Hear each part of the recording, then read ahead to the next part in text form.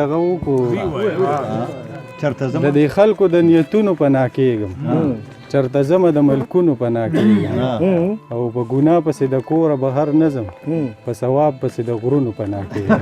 خو که دې کړمه خو په لار دې کړمه ښه شوه جانانه چې هوښیار دې کړمه نور به د چا په وعدو نه تېروځم د محبت نه توبهګار